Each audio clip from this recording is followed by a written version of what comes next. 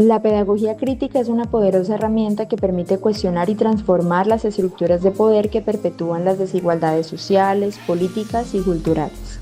Desde una perspectiva decolonial, la pedagogía crítica se enfoca en derribar los discursos hegemónicos que han dominado la educación, especialmente en contextos como el colombiano, marcado por la violencia, la exclusión y la marginalización de diversas comunidades. En su obra Decolonialidad de la Educación, Arturo Ortiz y compañía plantean que es fundamental pensar la educación como un espacio de resistencia que reconozca las luchas locales y regionales por la justicia social. La pedagogía decolonial, según Ortiz, no se limita a un enfoque teórico, sino que debe ser una práctica transformadora que impulse la liberación del saber y del ser. En Colombia, un país atravesado por las tensiones del conflicto armado y las desigualdades, esta perspectiva pedagógica se vuelve crucial para reimaginar el sistema educativo. En este punto, la relación entre lo análogo y lo virtual no es solo una cuestión técnica, sino también una cuestión política. Las tecnologías digitales, a pesar de su potencial para democratizar el conocimiento, a menudo reproducen las desigualdades que ya existen. Por otro lado, autores como Enrique Dussel han subrayado la importancia de una educación que se sitúe en las experiencias de los pueblos y las culturas subalternas, permitiendo que las voces históricamente silenciadas sean escuchadas.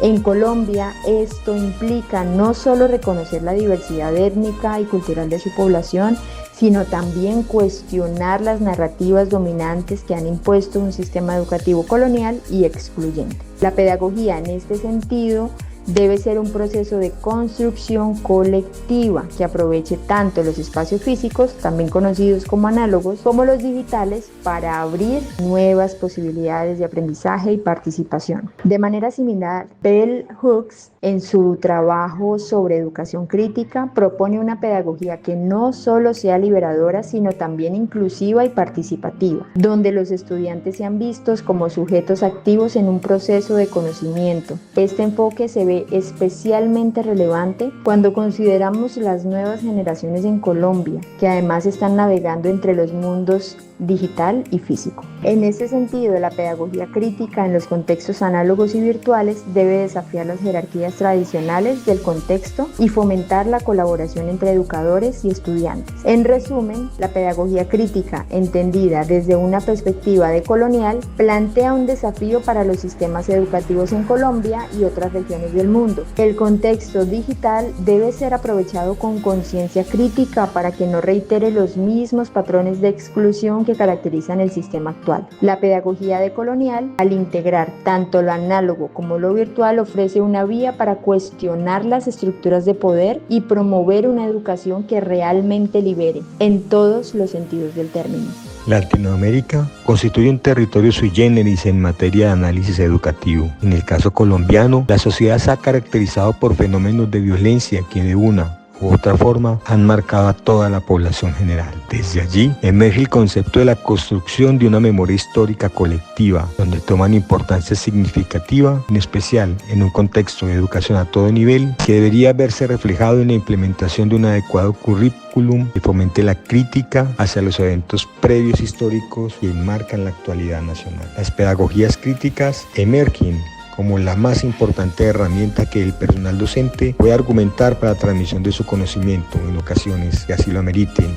Así, la formación de nuevas generaciones con un pensamiento crítico, constructivista, llevará a una sociedad mejor. Hoy, estas reflexiones sobre un pasado colectivo, como es el caso colombiano, nacen de fenómenos con antecedentes de características violentas. Es por ello que esta construcción de memoria histórica tiene grandes dificultades, lo que puede llevar en ocasiones a contradicciones, sobre todo en relación a un pasado cercano. Para el investigador Rosendo Martínez, de un artículo publicado en la revista española, Revista de Ciencias Sociales, en su artículo titulado Enseñar un pasado controvertido desde un presente polarizado, en relación a la memoria histórica, hace un análisis de un contexto de un país europeo como el caso español. De acuerdo a esta publicación, existen grandes dificultades para llegar a un acuerdo sobre el verdadero pasado en un terreno fuertemente polarizado. Esto conlleva a análisis críticos inmersos en discusiones sobre referentes de un pasado que en ocasiones se ha tornado hostil, conllevando a dificultades en una verdadera expresión crítica de los estudiantes cuando se les pide una visión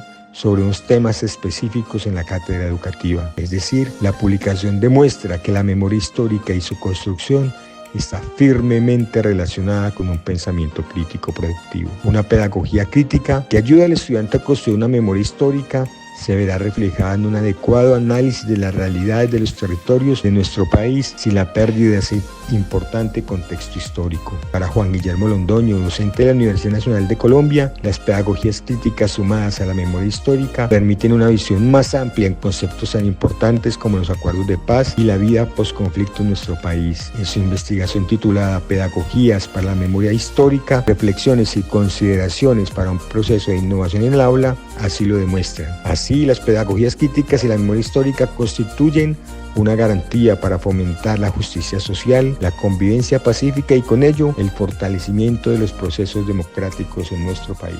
En pedagogía crítica es importante entender que los elementos estructurales de la sociedad determinan gran parte de lo que el sujeto termina siendo. Foucault nos expresa muchísimas veces en sus diferentes obras que las sociedades de carácter análogo se encuentran totalmente sumergidas en los procesos de la vigilancia y el control. Estas sociedades son asimiladas por su negatividad y especialmente por el ejercicio panóptico que se establece sobre el sujeto.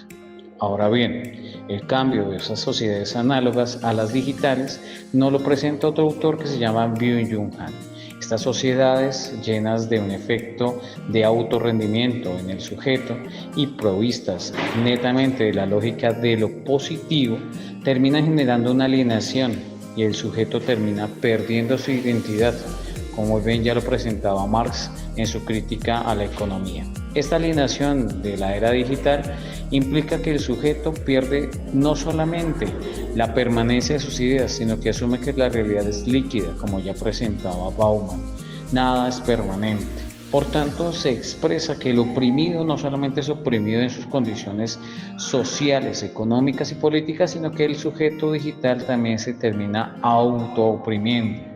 La liberación, en este caso, en los términos de Giroux, Freire o Duce, tiene un nuevo reto, y es que el sujeto logre realmente alcanzar a reconocer cuáles son los aspectos críticos de esta realidad nueva, esta realidad en la cual el sujeto se encuentra constantemente en autovigilancia. Podemos entonces asimilar que estas sociedades que hoy se encuentran en nuestro contexto latinoamericano y en los contextos educativos viven una mezcla heterogénea entre los procesos análogos que ya nos hablaba Foucault y los procesos de vigilancia que muchas veces realizamos nosotros como docentes, y otro es el tema justamente de lo que es el sujeto digital, cómo los estudiantes se encuentran con sus avatares en las nuevas realidades y donde particularmente pierden su capacidad crítica con tal de mantenerse a la vanguardia estética de una red social, de un medio de comunicación donde tenga que presentar una vida bella, una vida feliz, que es como la nueva enfermedad que viven los estudiantes, en la cual lamentablemente pierden su identidad con tal de cumplir con las expectativas de una sociedad neoliberalista, capitalista y evidentemente inmersa en un hedonismo exacerbado. La tarea de la pedagogía crítica entonces hoy no se encierra solamente en las aulas, en los elementos físicos o la crítica a las estructuras hegemónicas. También tiene que trasladarse a las nuevas lecturas de la realidad, a las hermenéuticas digitales, a los nichos o al enjambre digital en el cual hoy nos encontramos inmersos, e incluso este dispositivo en el cual transmitimos la información que es celular termina siendo también un objeto de alienación. Agradecemos por haber escuchado la participación de nuestro grupo, a la docente y a la maestría por permitirnos asimilar estos contenidos.